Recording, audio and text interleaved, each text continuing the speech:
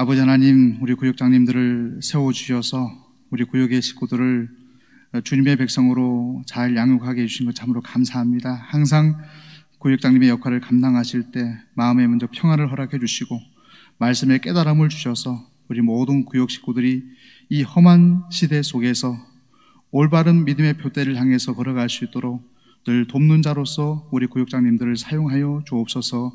예수 그리스도의 이름으로 간절히 기도드리옵나이다. 아멘. 오늘 말씀 우리 열왕기상입니다. 구약성경 열왕기상 2장 1절에서 4절까지의 말씀 우리 함께 찾으셔서 읽도록 하겠습니다. 구약성경 511쪽에 기록이 되어 있습니다. 열왕기상 2장 1절에서 4절까지의 말씀.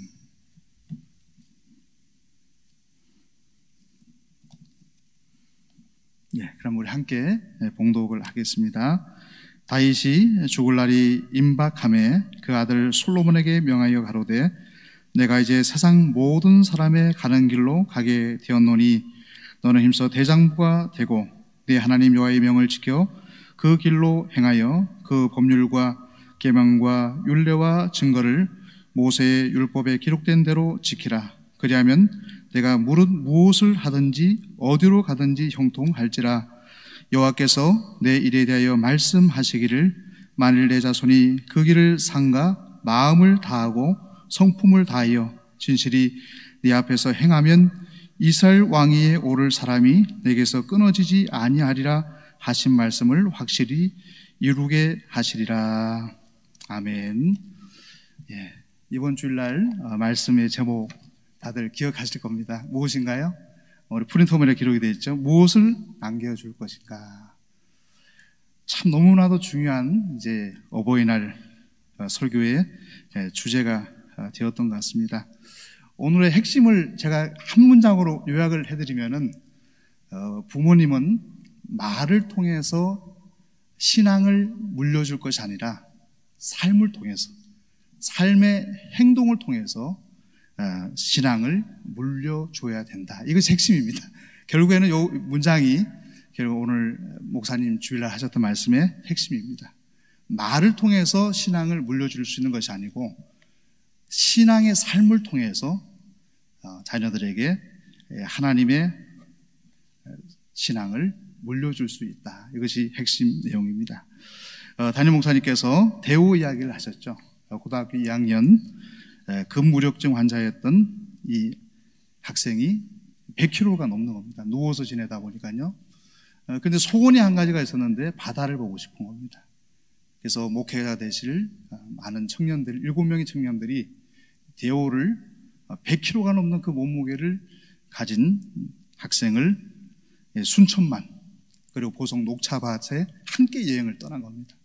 그래서 비가 오는 날 그 녹차밭에 대호 형제를 얻고 올라가서 녹차밭을 구경시켜주고 내려오는데 비가 너무나도 쏟아지는 상황 속에서 그때 대호 형제가 어떤 말을 합니까? 오늘 본문에 나와 있죠. 제가 밑줄을 딱 그어놨습니다. 뭐라고 되어 있습니까? 한번 읽어볼까요? 울면서 대호 형제가 말을 하죠. 나는 하나님을 봤어. 나는 형들 때문에 하나님을 봤어. 그럼 무엇을 말하는 겁니까? 그 7명의 청년들이 자신이 소원이었던 바다를 보고 싶은 그 마음을 헤아려서 100kg가 넘는 자신의 몸무게를 마다하지 않고 순천밭과 녹차밭을 함께 여행해준 그들의 희생, 삶의 모습 함께 이야기 나눠주고 함께 잠을 자고 함께 여행을 하면서 그 모습을 통해서 대호 형제가 하나님을 봤다는 겁니다. 그 희생의 모습, 헌신의 모습, 삶을 통해서 하나님을 보게 됐다는 거죠. 그 밑줄꾼 그 다음 문장을 한번 보시면은요, 다 기록이 되어 있죠. 단지 한 것은 같이 다녔고 일으켜 세워졌고 씻어줬고 같이 밥 먹고 같이 즐거워한 것밖에 없는데 대호 형제 입술에서 뭐가 나옵니까? 나는 하나님을 봤다는 겁니다. 삶을 통해서 하나님에 대한 신앙은 전달된다는 것입니다. 두 번째가 대목이 무엇입니까? 부모는 자녀에게 어떤 분이라고요? 하나님을 보여주는 사람이다라는 것입니다.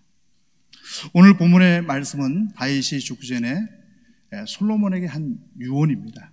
이 본문의 내용을 통해서 목사님께서 두 가지의 보이지 않는 무형의 유산을 얘기하셨죠. 그 첫 번째가 무엇입니까? 다윗이, 밑줄을 제가 쫙 꺼놨습니다. 다윗이 솔로몬의 손을 잡고 이 아비의 인생을 인도하신 하나님이 계시다라는 거죠. 하나님이 계신다. 3절 말씀에서 다윗은 솔로몬에게 내가 일평생을 살면서 어떤 삶을 살았다고 기록되어 있습니까? 주의 계명과 율례와 주의 말씀을 내 인생의 중심으로 삼고 살아왔다는 것입니다. 나는 하나님의 말씀을 중심으로 살아왔다. 라이프 랭귀지라는 삶의 언어가 그거였다는 거죠. 말씀 중심으로 살아왔다는 것입니다. 다윗은 왕이었죠. 권력도 있었고 권세도 있었고 부도 있었을 겁니다. 근데 그 모든 것을 솔로몬에게 유언을 할 때 언급하지 않고 있다는 것입니다. 세상의 것들을 언급하지 않고 있습니다. 단지 언급하고 있는 것은 말씀을 쫓아 살아온 자신의 삶을 언급하고 있다는 것입니다. 라이프 랭귀지를 말을 하고 있다는 것입니다. 말씀을 쫓아 살아갈 때 하나님께서 어떠한 복을 주셨냐, 그 부분이 4절에 되어 있죠. 하나님의 말씀을 붙잡고 의지하며 살아오게 됐더니 하나님께서 다윗에게 언약을 주시죠. 그 언약이 무엇입니까? 후손 가운데 왕이 끊어지지 아니하는 복을 주셨다라는 것입니다. 하나님의 말씀을 쫓아서 살아왔더니, 그 길을 걸어왔더니 하나님께서 다윗에게 언약을 세워주시고 너의 후손이 대대로 왕위에 오를 것이다 라는 언약을 하나님께서 맺어주셨다는 것입니다. 그래서 다윗이 솔로몬의 손을 잡고 첫 번째 한 유언이 뭐냐면 자신의 신앙 고백이죠. 내가 말씀대로 살아왔더니 하나님께서 나의 삶을 인도해 주셨고 다윗 언약을 통해서 너의 후손이 끊어지지 않을 것이라는 약속을 주셨다는 것입니다. 두 번째 유언이 무엇입니까? 그렇다면 이제 솔로몬에게 이제 다시금 권면하는 거죠. 사랑하는 아들 솔로몬을 인도하실 동일하신 하나님을 유언합니다. 내가 그런 삶을 살아갔는데 솔로몬 너도 말씀 중심으로 살아가게 되면 하나님께서 아버지에게 역사하신 그 하나님의 인도하심이 너의 삶 속에도 이루어질 것이다. 그것을 말씀해 주고 있는 것입니다. 3절 상반절을 보면 다윗이죠. 다윗이 자신의 삶을 통해서 경험한 살아계신 하나님이 아들 솔로몬에게도 동일한 하나님이 되어야 함을 강조하는 것이죠. 이 부분이 3절 서두에 보시면 내 하나님 여호와의 명을 지켜 그 길로 행하면 되어 있죠. 그래서 내 하나님은 바로 솔로몬을 말하는 겁니다. 솔로몬의 너 자신에게 하나님이 너의 하나님이 되면 나를 다윗을 인도하신 하나님, 아버지를 인도하신 하나님이 너의 삶도 인도해 주실 것이다 라는 말씀을 하고 있는 것입니다. 그 다음 문장입니다. 이 말은 반대로 하나님의 말씀을 붙들고 살아가는 길 외에는 다른 모든 길은 헛되다. 이것을 일깨워주고 있는 것입니다. 4절에서 다윗이 체험한 하나님, 다윗이 기도 속에서 만난 하나님, 다윗이 고난 속에서 만난 하나님이 바로 누구의 하나님이 되어야 된다는 것입니까? 사랑하는 아들 솔로몬 너의 하나님이 될 때 새로운 세대가 열릴 것이다. 다윗의 유언인 것입니다. 이것을 통해서 부모님은 자녀에게 하나님을 보여주는 사람이 되어야 된다는 것입니다. 어찌 보면은 이제 사랑하는 자녀들이 다 장성했다라면 이제는 구육 식구들에게 그리고 우리 이웃들에게 그리고 우리 다음 세대들에게 우리 권사님들, 집사님들의 삶이 이제는 하나님을 보여주는 삶이 되어야 되죠. 내가 믿음의 길을 걸어갔더니 하나님께서 이런 은혜를 주셨다. 너희들도 나와 같이 하나님을 경외하며 믿음의 길을 걸어가는 사람이 되어야 된다. 그것을 어떻게 될까? 말로 하는 것이 아니고 삶을 통해서 신앙의 여정을 걸어감을 통해서 보여줘야 된다는 것입니다. 세 번째 보시면 우리가 후손들에게 물려줄 수 있는 것은 두 가지가 있다라고 이제 목사님이 정리를 해주고 있습니다. 첫 번째는 우리가 아무 노력하지 않아도 물려줄 수 있는 것이 있고 두 번째는 매우 노력해야 물려줄 수 있는 것이 있다는 것입니다. 둘 중에서 아무 노력 안 해도 물려줄 수 있는 것의 근거는 우리 제약의 쓴뿌리입니다.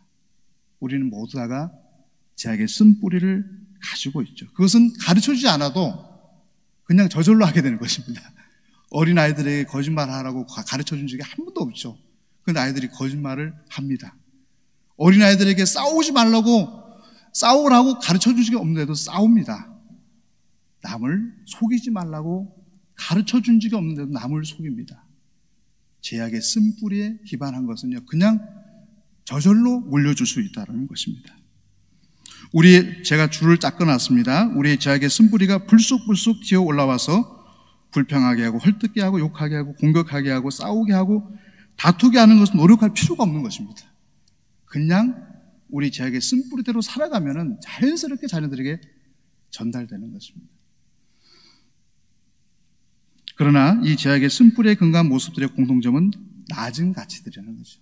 우리의 삶 속에 전혀 유용한 것들이 아니라는 것입니다. 특징을 가지고 있습니다. 반면에 반드시 준비되어야 물려줄 수 있는 것들은 어떤 건가요? 예수님의 십자가죠. 예수님의 보혈의 사랑을 내가 일평생도록 경험하고 그것을 자녀들에게 고백하는 것은 반드시 준비되어야 되는 것입니다. 더불어서 보혈의 은총, 부활의 신앙, 믿음의 삶, 예배의 자의 삶, 하나님과 동행, 사랑과 경건과 예배기도, 용서구함과 용서받는 믿음의 삶. 제가 이제 교육전사를 처음 대구에 했을 때 내당교회라고요. 그 교회에서 시작했는데 지금 이제 은퇴를 하셨는데 목사님께서 저희들에게 논의하셨던 말씀이 있습니다. 목사님께서 본인은 기도에 11조를 드린다더라고요. 그래서 하루가 24시간이니까 2.4시간의 새벽 기도의 시간을 드린다고 하시더라고요. 그래서 시간이 11조를 기도의 11조를 드리라고 하시더라고요. 그래서 직접 삶으로 보여주셨습니다. 그래서 그것을 실천하는 것이 쉽지 않던데요.